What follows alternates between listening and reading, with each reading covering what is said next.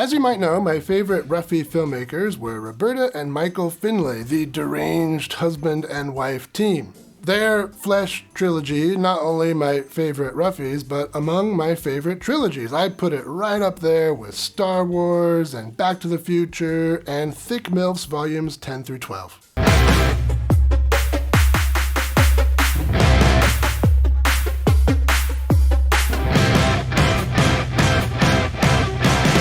Welcome to Exploitation Reviews, and me, Rob, and today I'm taking a look at Diary of a Swinger from 1967 by the Amero brothers. The first film that Michael Finlay made, he made together with his friend John Amero. It was called Body of a Female and is now, unfortunately, a lost film. After Body of a Female, Michael and John went their separate movie-making ways. Michael made Take Me Naked, and John made this movie together with his brother Lem. If you're interested in this period of exploitation films, I highly recommend John Amero's memoir, American Ecstasy. I liked it so much that when I found out he was still living in that same New York apartment that is in some of his movies, I tracked down that address and I sent him some fan mail, and he wrote me back, which is pretty cool. Anyway, let's see what he got up to after working with the Finlays. We open on Rita Bennett. That's our gal here on her horse farm. According to that memoir, this was annoying to shoot because Rita was afraid of horses. Rita, by the way, has been on the channel a few times. She was in Joe Sarno's Vibrations and did a sexploitation insert for the deranged take on the most dangerous game, Confessions of a Psycho Cat. Also on this farm is Hired Hand Pete. That's Ron Scardera. He will be familiar to Ruffy fans. He was the guy in The Touch of Her Flesh that Richard Jennings' wife was sleeping with, which set off that whole murderous series.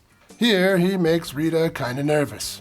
For good reason, apparently. He follows her into the barn and comes on more than a bit too strong. He slices open her shirt and, well, you can probably guess what happens next. These films are called Ruffies for a reason. The camera does look away before we see too much, but what we see is still way too much for here on YouTube.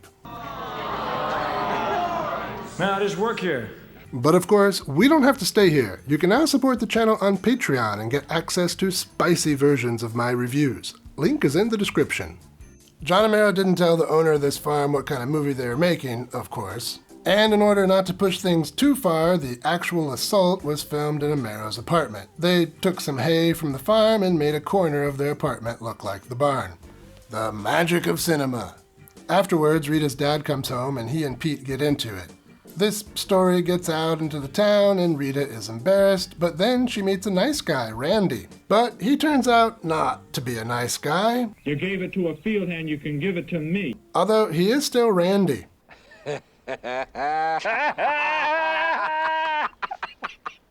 And so, for the second time in 14 minutes, Rita's having a rough time.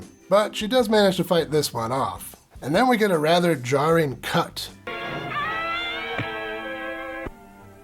I have found a real friend in Vi. In his memoir, Amero said he was happy that Diary of a Swinger survived and was available on DVD, unlike Body of a Female, which, as I mentioned before, is now a lost film. But he did say he was disappointed that it didn't survive in a good state. Not many prints were made, and when those prints got damaged, the projectionist had no choice but to cut out the damaged bits, creating these unfortunate jump cuts.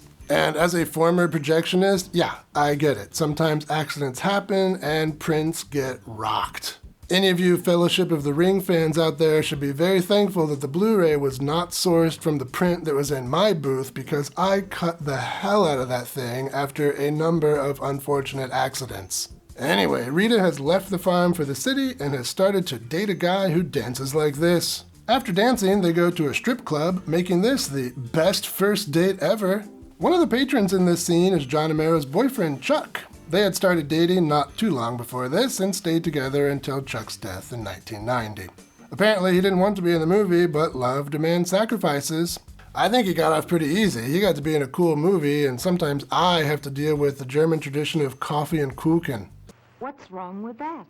If you're unfamiliar with coffee and kuchen, it's like brunch, but somehow even worse. You sit around and drink coffee and eat cake and talk to people, which sounds good on paper until you realize the Germans are pretty bad at coffee, cake, and talking to people. Play your strengths, Germans. A fun German party would have drinks, Döner, and Dirndls. Anyway, back to the movie. Rita's boss turns out to be a great enthusiast of grape soda. This girl has the worst luck. But luckily she manages to fight him off too. But she does lose the job, of course, and then tries modeling.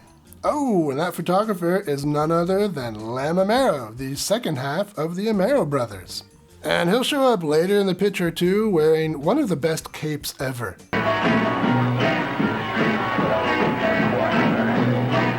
Yeah, I'm sure that superhero will show up in the Marvel Cinematic Universe. So Rita has some troubles with her boyfriend. He wants some action, she ain't that kind of girl, so they break up. Temporarily. Once they get back together, they go to an after party celebrating the new musical that he is in. Speaking of music, some of the music in this party will be very familiar to Something Weird video fans. And this party quickly becomes debaucherous, so there's very little I can show you. There's a bodybuilder and lots of topless dancers. Familiar face Janet Banzette shows up, also topless. The guests cover her in jam and lick it off, so that's pretty fun. In his memoir, Amero said that they wanted to use caviar but couldn't afford it, so they used jam, thinking it would look the same on film. It doesn't, but jam works just as well anyway. Rita's boyfriend gets hot and heavy again. So what do you think? Will Rita finally come out of her shell and have a good time, or is this relationship headed for disaster? Well, that's enough out of me as far as plot goes. Let's talk some highlights.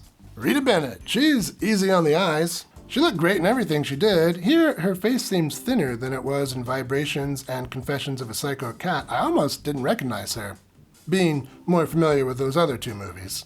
And she was a pretty interesting character in real life. Unlike most sexploitation stars in this scene, she acted under her real name. And she was one of the few actors of the scene to get some work outside of the sexploitation world. She was even in Raging Bull. And here's a fun coincidence. Her scene in Confessions of a Psycho Cat was with Jake LaMotta, former boxer and author of the memoir Raging Bull, which became that movie that she was in later.